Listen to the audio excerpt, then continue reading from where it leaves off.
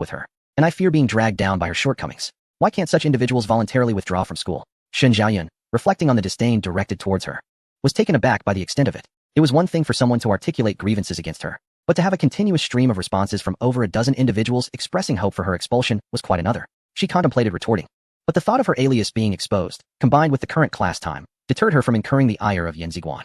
She had no fondness for his classroom QA sessions. Just as she was about to close her light brain, her fingers inadvertently scrolled down a few times. Suddenly, she stumbled upon a mention of the Zero Series mecha going out of control, and her heart skipped a beat as she continued to read. This Shen Xiaoyun from the academy is utterly unworthy of being mentioned alongside my goddess. Yesterday, the initial Zero Series mecha went haywire, and it reminded me of my goddess.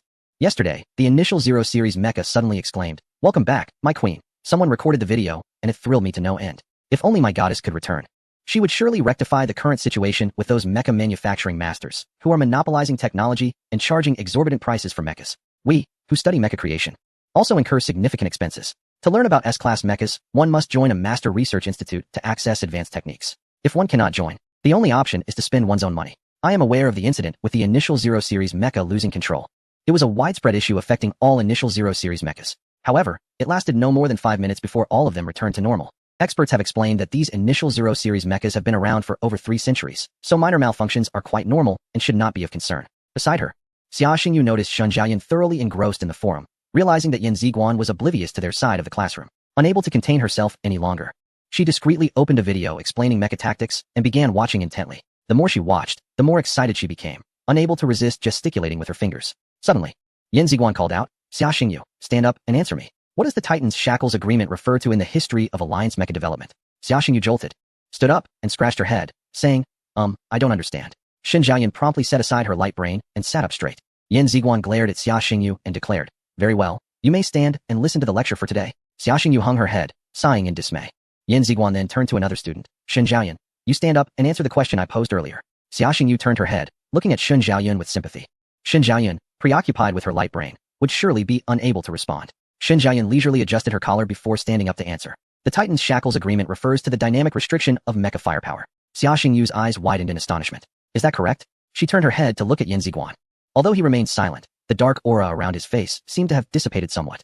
Shen Xiaoyun continued to respond leisurely. The reason lies in the year 1237 of the Xingyao calendar, when a test mech suffered an overload due to a single operator error, resulting in the destruction of half a military base and causing severe damage. To prevent such incidents in the future, an agreement was established to impose restrictions on the firepower output of mechs during peacetime. Yan Ziguan gestured for her to sit down, indicating, "All right, take a seat. From now on, make sure to pay attention in class as you did today." Xia Xingyu gasped in astonishment. How could she answer so effortlessly when they all sat at the same table as underachievers? Shen Xiaoyun flashed a graceful smile at the astonished Xia Xingyu and silently mouthed, "You must listen attentively in class." Multitasking was truly a trivial matter for her. Unable to contain herself, Xia Xingyu rolled her eyes. Consequently, she spent the entire next class standing. After class, Shen Xiaoyun intended to pay the fine for the damaged training ground mech. The payment notice she received yesterday indicated that she needed to go to the A11 office to make the payment. A11 happened to be located in the same building as A14. Chapter 11. The mech home. Upon arriving at A11, Shen Xiaoyun noticed a sign hanging on the door that read Mech Manufacturing Department Office. She pondered briefly and deduced that the responsibility for repairing mechs likely fell under the purview of the manufacturing department, and thus, the payments would be collected here. Before she could enter, she spotted 2 teachers, one dressed in blue and the other in yellow, engaged in conversation at their respective desks. The teacher in yellow remarked with concern, "I heard that this year, Angolo Academy has established several new research groups and collaborated with a few mech masters. This means that next year, the number of students applying to Angolo Academy will surely increase." The blue-dressed teacher replied, "There's no way around it. Only by learning from the masters can one produce SS-level mechs. Angolo Academy is the cradle of Alliance mech manufacturers, with nearly 10 SS-level mech masters teaching here. Our Alliance's top academy is situated in a remote area with scarce resources, making it difficult to attract masters, rendering us incomparable." The blue-dressed teacher then rubbed 2 fingers together and made a meaningful gesture with her lips. The yellow-dressed teacher turned her head, adding, "Master Sun Jiao from our department only accepts 3 students each year. Children are competing fiercely to join his research group." The blue-dressed teacher quipped, "This is why knowledge is priceless. It's a pity that our academy hasn't produced a single SS-level mech master in nearly a century." The yellow-dressed teacher sighed. "It wasn't always like this 200 years ago." Feeling a bit guilty for eavesdropping, Shen Xiaoyun raised her voice to inquire, "Excuse me, is the payment for the repair of the damaged mech at the academy's training ground made here?" The blue-dressed teacher immediately straightened up, casting a light gaze towards the door. "You must be Shen Xiaoyun, right?" "Yes." Shen Xiaoyun nodded. The blue-dressed teacher drawled, "Come in. Just pay the amount to me." As she spoke, she retrieved a payment device and placed it on the table. The teacher in the yellow attire gazed at Shen Xiaoyun with keen interest. You are the one they call the Sack Sister, aren't you? That mech in training ground D18 has remained untouched for nearly 50 years. What compelled you to tamper with it? As Shun Jiayan processed the payment on her holographic device, she replied, because I do not own a mech. Then why not purchase one? Aren't you a student specializing in mech combat? Do you not train outside of class? Without a mech, what do you hope to learn? The teacher in blue spoke with a lighthearted tone. Shun Jiayan inhaled deeply. Despite the teacher's seemingly unsympathetic demeanor, the truth of her words resonated. She was indeed in urgent need of a mech. She had not forgotten the throngs on the Academy forum eagerly anticipating her failure. Without a mech, she could not regain her former prowess. Ultimately, she might indeed face expulsion before the semester concluded, just as the forum users had suggested. Yet, her funds were limited, and she could not afford to spend recklessly. Careful planning was essential. After completing her payment, Shun Jiayan casually inquired, with so many mechs available on the market, how should I select one that suits my needs? Where can I find comprehensive information about the various mechs currently available? Upon hearing her question, the teacher in blue fell silent. The inquiry was too broad. She was momentarily at a loss for words. There were numerous grades of mechs, each with several types, and countless companies producing them. Moreover, she was unfamiliar with Shun Jiayan's specific circumstances and could not provide an answer. At this moment, the teacher in yellow interjected, here, take this book. It is a guide for first-year students in our mech manufacturing program, and it contains several useful forum links. The teacher casually retrieved a small booklet from her drawer and tossed it to Shun Jiayan, as if it were a complimentary gift for the student who had spent money.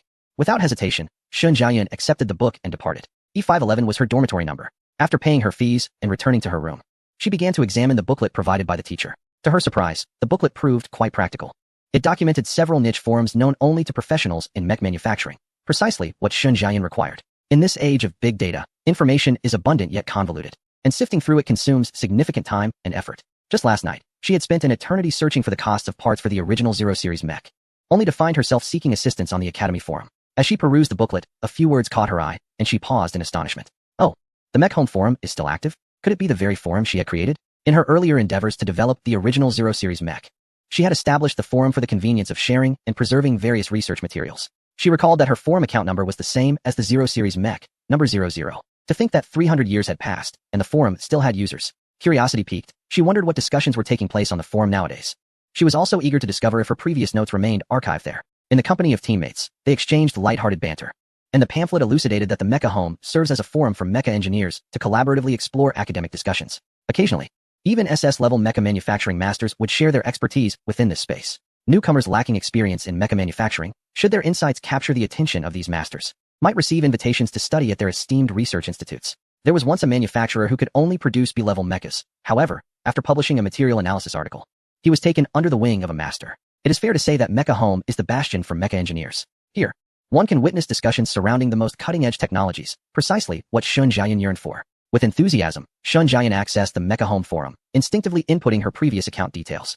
Yet, she suddenly recalled the incident involving the activation of the original Zero Series mecha, which had resulted in a complete loss of control among the entire series. Shaking her head, she prudently decided to apply for a new account instead. Thus, a new Mecha Home account was born, with an ID that amusingly read, I am your ancestor. Chapter 12. The high-level monopoly. Upon entering the forum, Shun Jiayan noted that while the overall framework remained consistent with the past, the content had become significantly richer. Her curiosity piqued, she scanned the latest post. Future SS-level Mecha Master. Dear friends, I am in my third year, and have just begun to produce B-level mechas. Yet my family circumstances render me unable to join a Master S research group. I do not wish to remain a low-level factory engineer for my entire life. What alternative pathways are available for mastering S-level mecha manufacturing? Upon reading this query, Shun Jiayan's brow furrowed in dismay. Has the talent pool for mecha manufacturing become so saturated 3 centuries hence? At just 21 years old, a third-year student should be on the cusp of realizing grand ambitions. How could one feel hopeless about entering the industry? She clicked on the post to see how others responded. A. Huang, the intermediary, what is your mental acuity like? Message me privately. I have connections with several major factories and can secure you a position on the foremost assembly line. 2 factories are in need of workers with mental prowess. Payment is based on pieces produced, not hourly. If you excel, you could even become a line leader. Isn't that more feasible than dreaming of becoming an SS-level mecha master? Confronting reality. You have no connections? What about financial resources? If you have money, you could invest a few $100 million into a Master S research group for a chance to join. What? You say you don't even have a few $100 million? Then what are you even studying mecha manufacturing for? You might as well learn mecha combat. DGG, perhaps consider switching your major to mecha maintenance. Opening a repair shop would be more viable than entering a factory. The technical skills and resources are in the hands of those at the top. So if you lack funds and connections, don't waste your efforts. Kaha. If you possess exceptional talent, make the most of these 2 years while still in school, engage in various opportunities, and publish more papers. There may still be a chance to join a Master S research group. If not, it's wiser to accept factory work than to struggle. Don't emulate those fools who squander everything on their own so-called S-level mecha research, only to end up bankrupt. Shun Jiayan felt a wave of despair wash over her. She could hardly fathom that individuals 3 centuries into the future could exhibit such a lack